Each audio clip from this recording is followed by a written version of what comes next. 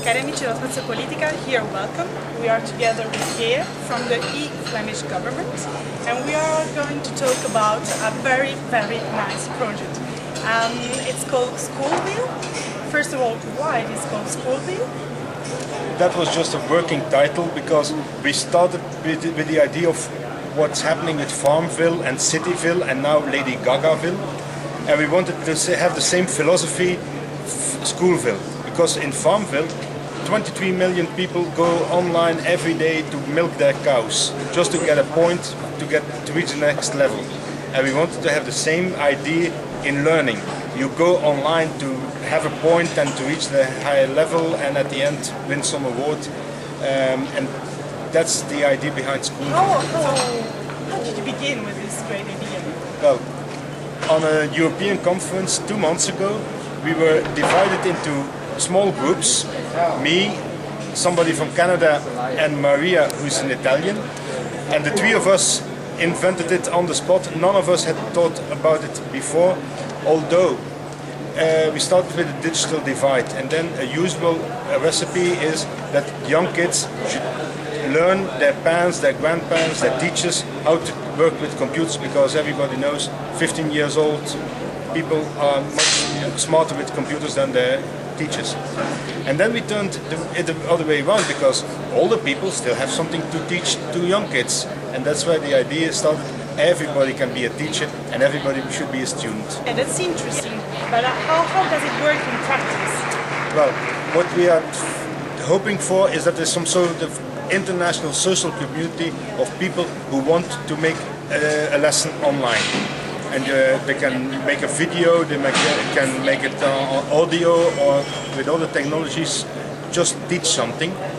And then a student goes online, follows the course, has a test at the end, and if he passes the test, he gets a point to reach the next level. And then the students themselves have to rate their teachers, because we want to award the best teachers also something, at least the pride of being a good teacher. For some people that's important. So do you have awards at the end of the course? That's the idea.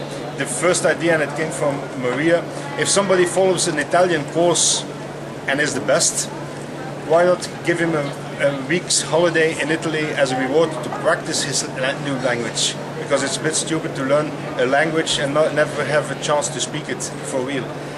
But for instance, if you follow an ICT course, why not give him the next or the newest gadget? At this moment that would probably be an iPad.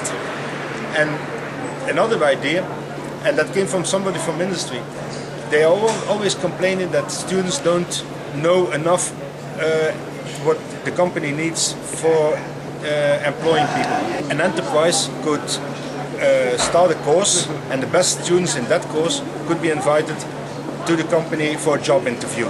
And that's a much more sensible way of recruiting people than just putting advertisements in the newspapers. It's a great idea, but how do you finance this? The travel to Italy and other courses?